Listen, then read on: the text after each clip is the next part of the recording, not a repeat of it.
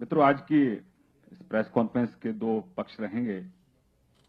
एक पक्ष है कि 18 महीने में हमारी सरकार क्या कर रही है, और दूसरा पक्ष है कि लगातार विपक्ष एडामेंट है।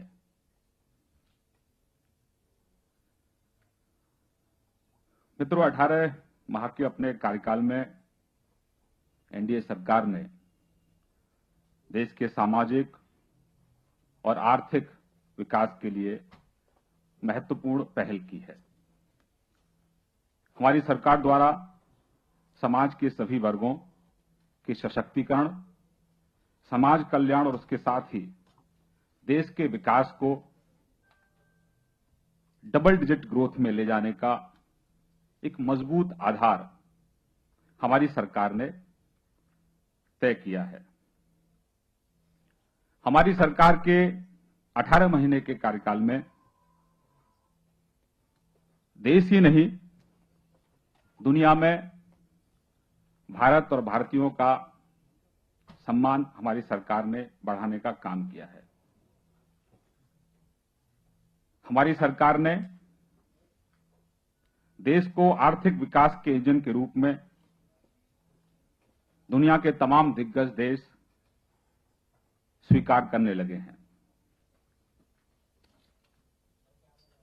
हमारी सरकार ने 18 महीने के कार्यकाल में जो अब तक यूपीए कार्यकाल में निर्णय न लेने के कारण जो 85 बड़ी परियोजनाएं ठप्प पड़ी हुई थी, उनमें से लगभग 65 योजनाएं, प्रोजेक्ट्स शुरू हो चुके हैं।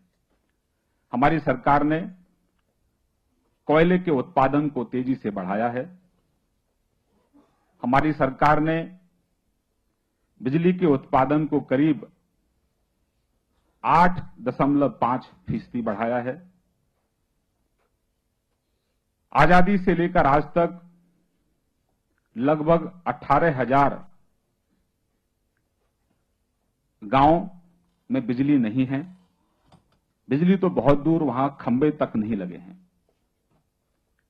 हमने 100 दिन के अंदर ही 3004 गांव में बिजली पहुंचाने का कार्य किया है, और 100 दिन का ये काम, और अब हमने आगे 1000 दिन में लगभग सभी जगह बिजली लोगों को मिले, ऐसी योजना हमने तैयार की है। मुद्रा बैंक के माध्यम से इस देश का जो गरीब का बेटा है, किसान का बेटा है, मजदूर का बेटा है, ऐसे लगभग 66 लाख युवाओं को स्वरोजगार उन्होंने मुद्रा बैंक के माध्यम से शुरू किया है। हमने 100 शहरों में एलईडी बल्ब लगाने का कार्यक्रम शुरू किया है, जिस कार्यक्रम के चलते 21,500 मेगावाट बिजली बचेगी। सड़क निर्माण में यूपीए की तुलना, कहीं 2 किलोमीटर प्रतिदिन के आंकड़े आते हैं, कहीं 3 के आते हैं, लेकिन हमारी सरकार ने 18 महीने के छोटी सी अवधि में 18 किलोमीटर प्रतिदिन सड़क निर्माण का कार्य अभी तक तय किया है, जो कि लक्ष्य आदरणीय नितिन गडकरी जी ने 30 किलोमीटर प्रतिदिन का रखा है। मित्रों, और इसी के कारण अगर आप देखें तो दुनिया के तमाम दिग्गज देश, हम जापानी जो प्राइम मिनिस्टर हैं उन्हीं की बात करें, आज उन्होंने मोदी जी की प्रशंसा करते हुए कहा कि नरेंद्र भाई मोदी जी बुलेट ट्रेन की गति से नीतियों को लागू कर रहे हैं। चीन के राष्ट्रपति जी जिनपिंग ने कहा कि मोदी जी के नेतृत्व में भारत विकास और प्रगति की नई ऊंचाइयों पर जाएगा। विश्व बैंक के अध्यक्ष जिम यंग किम ने कहा कि मोदी द्वारा विकास के लिए जो कदम उठाए गए हैं, उससे आने वाले वर्षों में भारत का विकास और तीव्र गति से होगा। स्वच्छ भारत और क्लीन गंगा अभियान की उन्होंने प्रशंसा की। मैं ये सब जिक्र आपके सामने इसलिए कर रहा हूं कि लगातार 18 महीने से विपक्ष और खासतौर से श्रीमान राहुल गांधी और श्रीमती इंदिरा गांधी इस देश में सिर्फ और सिर्फ नकारात्मक, माफ करना, श्रीमती सोनिया गांधी और श्रीमान राहुल गांधी सिर्फ और सिर्फ नकारात्मक राजनीति कर रहे हैं। डेविड कैमरून ने कहा कि मोदी स्पष्ट विजन वाले व्यक्ति हैं। बराक ओबामा ने कहा कि नरेंद्र मोदी भारत के रिफॉर्म इन चीफ हैं। सबसे बड़ी बात, पाकिस्तान के जो एक स्टार क्रिकेटर रहे इमरान खान, उन्होंने जिस तरह से नरेंद्र भाई मोदी जी की भ्रष्टाचार पर जीरो टॉलरेंस की जो नीति है उसकी प्रशंसा की। ऑस्ट्रेलिया के प्रधानमंत्री श्री टोनी अबॉट ने मोदी जी के नेतृत्व में भारत को एशिया में उभरता एक लोकतांत्रिक महाशक्ति बताया। मित्रों, आज एक बहुत ही ऐतिहासिक दिन है। भारत और जापान के मध्य बुलेट ट्रेन को लेकर जो समझौता हुआ है, ये भारतीय रेलवे के 162 वर्ष के इतिहास में एक नया अध्याय है। इसकी शुरुआत हुई है। इसके लिए हम भारतीय जनता पार्टी की तरफ से एनडीए की सरकार को बहुत शुभकामनाएं देते हैं और उनको बहुत बधाई देते हैं। और हम नरेंद्र भाई मोदी जी को इस बात के लिए भी बधाई देते हैं कि अब बहुत जल्दी मेक इन इंडिया कार्यक्रम के तहत भारत जापान को कार निर्यात करने वाला देश बनेगा। अभी तक हम लोग आयात करते थे, लेकिन अब हम मेक इन इंडिया कार्यक्रम के तहत हम कार जापान को निर्यात भी करेंगे। मित्रों, इसी श्री मोदी जी के नेतृत्व वाली एनडीए सरकार की बढ़ती हुई लोकप्रियता और सरकार द्वारा की गई पहलों की सफलता कांग्रेस के लिए सिरदर्द पैदा हो रही है। इसलिए कांग्रेस ने, जो कि कांग्रेस पार्टी 130 वर्षों की लगभग पुरानी पार्टी है, 5 दशकों तक कांग्रेस ने लगभग इस देश में राज्य किया है। लेकिन दुर्भाग्य से जिस तरह से 2014 के चुनाव में कांग्रेस पार्टी की जो करारी हार हुई, जो पराजय हुई, श्रीमान राहुल गांधी और श्रीमती सोनिया गांधी इस हार को पचा नहीं पा रहे हैं। इसीलिए अनावश्यक रूप से हर सत्र में कोई ना कोई बहाना बनाकर श्रीमान राहुल गांधी और श्रीमती सोनिया गांधी संसद को बाधित करने की कोशिश कर रहे हैं। एक नया, मित्रों, जो पूरी तरह से, ये सब हम जानते हैं कि कांग्रेस पार्टी भ्रष्टाचार के दलदल में है। कांग्रेस पार्टी, अगर कहा जाए तो जो चोरी कांग्रेस ने की है, वो चोरी कांग्रेस की अब पकड़ी गई है। और लोअर कोर्ट ने श्रीमान राहुल गांधी जी को, श्रीमती सोनिया गांधी जी को एक सम्मन इशू किया। सम्मन का जवाब ना देकर एक एप्लीकेशन लगाई गई कि उसको खारिज कर दिया जाए हाई कोर्ट में। लेकिन हाई कोर्ट ने जिस तरीके से श्रीमान राहुल जी को, श्रीमती गांधी जी को जिस तरह से जवाब दिया, और कोर्ट में इनके जो दिग्गज वकील हैं, जो भ्रष्टाचार पर लगातार जीरो की थ्योरी देते रहे हैं, जीरो लॉस की थ्योरी देते रहे हैं, ऐसे वकील अदालत में गए। लेकिन अदालत में उनके जो तर्क थे, अदालत उन तर्कों से सहमत नहीं हुआ और 27 पेज के अपने एक जजमेंट में कोर्ट ने इस पूरे प्रकरण में, जो नेशनल हेराल्ड का जो केस है, इसमें क्रिमिनल इंटेंट की बात कोर्ट ने कही। कोर्ट ने यह भी कहा कि आप शब्दों की बाजीगरी से जो लोग जिनके संबंध को लेकर आप यहां संबंध को रिजेक्ट कराना चाहते हैं, आप कोर्ट को गुमराह ना करें और उनको यहां हाजिर होना ही होगा। लेकिन कांग्रेस पार्टी कंफ्यूज है। कांग्रेस के नेता अदालत में कुछ और बयान देते हैं, जज साहब के सामने कुछ और आर्गूमेंट करते हैं, लेकिन बाहर आके पूरी तरह से उनकी भाषा बदल जाती है। यह मसला कांग्रेस की चोरी का है। कांग्रेस ने चोरी की है। एक शिकायत पर उनको सम्मन इश्यू हुए, सम्मन का आपने जवाब नहीं दिया, आप हाई कोर्ट चले गए और वहां भी हाई कोर्ट में भी आपकी एप्लीकेशन को खारिज कर दिया और आपको अदालत ने 19 तारीख के लिए हाजिर होने के लिए कहा। लेकिन दुर्भाग्य से कांग्रेस करप्शन की चैंपियन है और उसको कवर अप करने में भी चैंपियन है। लेकिन जब कांग्रेस की चोरी पकड़ी जाती है तो उसका राजनीतिकरण करने में भी कांग्रेस चैंपियन है। जो जवाब उनको अदालत में देना चाहिए, अदालत में आप अपने तर्कों से अदालत को कन्विंस नहीं कर पाए, उसके फ्रस्ट्रेशन में आप मोदी जी की सरकार की आलोचना कर रहे हैं।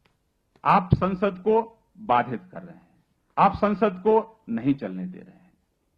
कांग्रेस विकास विरोधी तो है ही, कांग्रेस गरीब विरोधी भी है। श्रीमान राहुल गांधी झूठ बोलने की मशीन साबित हो रहे हैं। श्रीमान राहुल गांधी और कांग्रेस अध्यक्षा के दोहरे मापदंड भी हैं। जहां आप झूठे आरोप लगाकर, जहां आप झूठी ईमेल दिखाकर, झूठे कागज दिखाकर संसद की कार्रवाई को बाधित करते हैं, वहीं आप पर अदालत सम्मन दे रही है। एक मुख्यमंत्री के यहां ईडी की छापेमारी हो रही है, वीरभद्र सिंह जी के यहां सीबीआई ने केस रजिस्टर्ड किया हुआ है। आपके ही कार्यकाल के गुनाह हैं। जब मनमोहन सरकार में वीरभद्र कैबिनेट मंत्री थे 2013 में, हाई कोर्ट ने कहा सीबीआई को कि स्टेटस रिपोर्ट दी जाए, कोई कार्रवाई नहीं। और अपने जो आरोप आप पर लगे हैं, आप पर जो भ्रष्टाचार के आरोप लग रहे हैं, उसके लिए आपने संसद को बंधक बना रखा है। जिनका जवाब आपको अदालत में देना है, अदालत में आप अदालत को कन्विंस करने में आप सक्सेसफुल नहीं हुए हैं। आप सरकार की आलोचना कर रहे हैं, मोदी जी की आलोचना कर रहे हैं, प्रधानमंत्री कार्यालय पर आप आरोप लगा रहे हैं। मैं चुनौती देना चाहता हूं श्रीमान राहुल गांधी जी को और श्रीमती सोनिया गांधी जी को कि अगर आपके पास कोई तथ्य हैं तो तथ्य आप पब्लिक में क्यों नहीं दिखाते हैं, लोगों के सामने लेकर क्यों नहीं आते हैं। ये झूठा दुष्प्रचार करके आप वर्तमान सरकार की छवि को क्यों खराब करना चाहते हैं। अगर आपके पास कोई तथ्य है तो आप तथ्य दीजिए। कांग्रेस पार्टी देश की जनता से डिस्कनेक्ट है। राहुल गांधी जी को जिस तरह से बेंगलोर के कॉलेज में छात्रों ने आईना दिखाने का काम किया, उसके बावजूद भी उन्होंने कोई सीख नहीं ली। आज भी लोकतंत्र की अवमानना कर रहे हैं। आज भी इस देश की न्याय व्यवस्था पर सवाल खड़े कर रहे हैं और संसद को नहीं चलने दे रहे हैं। संसद चले, इसकी जिम्मेदारी सबकी है। और शुरुआत में ही हमने उनको चाय पे बुलाया, चाय पे बातचीत हुई। लेकिन एक परिवार के अहंकार में, एक परिवार के भ्रष्टाचार के संलिप्त होने में देश के 125 करोड़ लोगों के हितों पर कुठारघात कांग्रेस कर रही है। हम एक लोकतांत्रिक पार्टी हैं। देश में एक गरीब परिवार में जन्मे व्यक्ति की सरकार है, जहां लोकतंत्र में सबको अपनी बात कहने का अधिकार है, लेकिन तथ्यहीन दोषारोपण शायद कांग्रेस को नहीं करना चाहिए। अगर आपके पास तथ्य हैं, आपको तथ्य अपनी अदालत में रखने चाहिए और संसद की कार्रवाई को अवरुद्ध ना करें तो ज्यादा अच्छा है। लेकिन चोरी और सीना जोरी, एक हिंदी में मुहावरा है, चोर मचाए शोर। तो कांग्रेस पार्टी इस मुहावरे को चरितार्थ कर रही है। हम चुनौती देते हैं श्रीमान राहुल गांधी जी को और कांग्रेस पार्टी को कि आप अनर्गल आरोप प्रधानमंत्री कार्यालय पर ना लगाएं। आप झूठे आरोप लगाकर, तथ्यहीन आरोप लगाकर सरकार की छवि को खराब ना करें। अगर आपके पास कोई तथ्य हैं तो आप उन तथ्यों को लेकर अदालत में जाएं। और जब राहुल गांधी एक आम जन की बात करते हैं, लगातार वो गरीब की बात करते हैं, वो किसान की बात करते हैं, तो श्रीमान राहुल जी, इस देश में बहुत लोगों को अदालतों की तरफ से सम्मन आते हैं और सब लोग सम्मान का जो जवाब होता है वो अदालतों में देते हैं। तो आप क्या इस देश की अदालत से ऊपर है? क्या गांधी परिवार इस देश की अदालत से ऊपर है? क्या गांधी परिवार संसद से ऊपर है?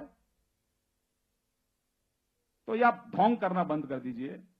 ये लोकतंत्र है, चाहे कोई राजा हो, चाहे युवराज हो, चाहे कोई गरीब आदमी हो, कानून सबके लिए एक जैसा है। तो कानून का सम्मान करो और जो पाप आपने किए हैं उनका हिसाब अदालतों को दो। गरीब जनता के हितों पर कुठारघात मत करो। इस देश की तरक्की में बाधा उत्पन्न मत करो। अगर यही सिलसिला जारी रहा तो 414 थे, आप 44 पर आ गए। आने वाले समय में लोकतंत्र है, जनता आपको आईना दिखाएगी और ये लोकतंत्र से चलता है, मनतंत्र और मनीतंत्र से नहीं चलता। यहां मेरी मर्जी नहीं चलती। आपकी अपनी मर्जी थी कि आपने एक अध्यादेश आकर फाड़ दिया, अपनी सरकार को नॉनसेंस कहा और जिस व्यक्ति को लेकर वो अध्यादेश था उस व्यक्ति के साथ आप बिहार में जाकर चुनाव लड़े, जहां आप एक विजय की शंखनाद करते हैं। लेकिन कम से कम आईना देखना राहुल गांधी को जरूर चाहिए। अपने आप को दर्पण में जरूर देख लें कि वो क्या कहते रहे थे और क्या कर रहे हैं। आत्मचिंतन जरूर करें और देश के विकास में बाधा उत्पन्न ना करें। नहीं तो ये लोकतंत्र है, आखिरी फैसला देश की जनता करती है। जनता बड़ी अदालत है और जनता ने लगातार आपको संकेत देना शुरू कर दिया है, लेकिन आप शायद आंख बंद कर उन संदेशों को नहीं सुन रहे हैं। अब समय बदल गया है। अब राजा महाराजाओं के ही बच्चे इस देश के प्रधानमंत्री नहीं बन सकते। इस देश में गरीब का बेटा भी प्रधानमंत्री बन सकता है और उस गरीब के बेटे को लोकतंत्र का सम्मान करते हुए आपको स्वीकार करना चाहिए। आपका दर्द यही है कि गरीब का बेटा इस देश का प्रधानमंत्री कैसे बन गया। इस कुर्सी पर तो सिर्फ और सिर्फ कांग्रेस का अधिकार है। वो अधिकार इस देश की जनता ने कांग्रेस से क्यों छीन लिया और एक गरीब आदमी को क्यों दे दिया? ये लोकतंत्र है। श्रीमान राहुल गांधी, लोकतंत्र का सम्मान करना सीखो और संसद में अवरोध मत खड़ा करो। इस देश के विकास की तरक्की में बाधा मत उत्पन्न करो, नहीं तो जनता आपको करारा जवाब देगी। मेरी तरफ से मित्रों इतना ही। अगर कोई सवाल आप पूछना चाहें तो पूछ सकते हैं।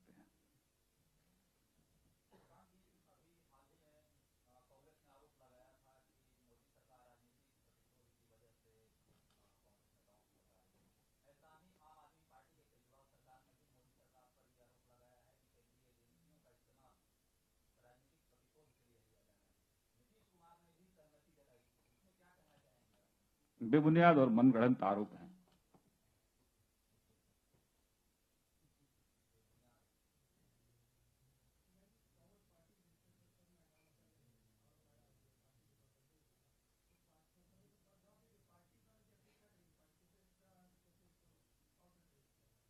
देखिए, हमने स्पष्ट कहा है कि ये भ्रष्टाचार का मामला है। कांग्रेस ने भ्रष्टाचार किया है, वो मैटर अदालत में है। कांग्रेस अदालत में अपने तर्कों से अदालत को कन्विंस नहीं कर पाई, उनको सम्मन इशू हुआ। आपको जवाब अदालत में देना है। उसके लिए आप अनावश्यक रूप से अदालत पर दबाव बनाने के लिए संसद की कार्रवाई को बाधित कर रहे हैं। इस देश में लोकतंत्र है और जनता सबसे बड़ी अदालत है। हम कांग्रेस को एक्सपोज करेंगे। देश में एक कार्यक्रम हम करेंगे, जैसा आप बता रहे हैं, एक पूरी तरह से जैसे संसद की कार्रवाई समाप्त होगी उसके बाद व्यवस्थित रूप से पार्टी इस पर विचार करेगी, लेकिन अभी हमारा मानना है कि निश्चित रूप से हम देश में विकास विरोधी और गरीब विरोधी कांग्रेस को एक्सपोज करेंगे। अभी इनिशियली पार्टी की ऐसा मानना है कि पार्टी पूरे देश भर में जिस तरह से कांग्रेस का एक अड़ियल रवैया रहा है और विकास विरोधी कांग्रेस पहले दिन से ही है, गरीब विरोधी है और नौजवानों को रोजगार ना मिले, किसान के खेत को पानी ना मिले, लोगों तक बिजली ना मिले, सड़कें ना पहुंचे, इसको लेकर पूरे देश भर में हम कांग्रेस को एक्सपोज करेंगे। उसकी रणनीति क्या होगी, कार्यक्रम का स्वरूप क्या होगा, वो आने वाले समय में आपको निश्चित रूप से आपके साथ हम साझा करेंगे।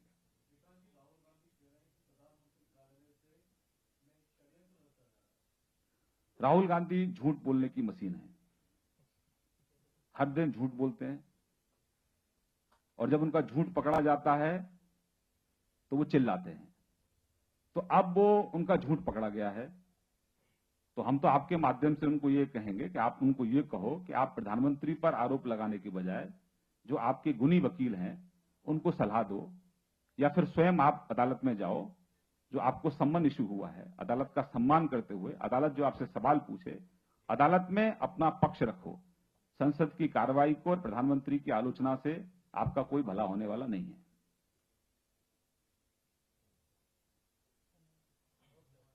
बहुत बहुत धन्यवाद।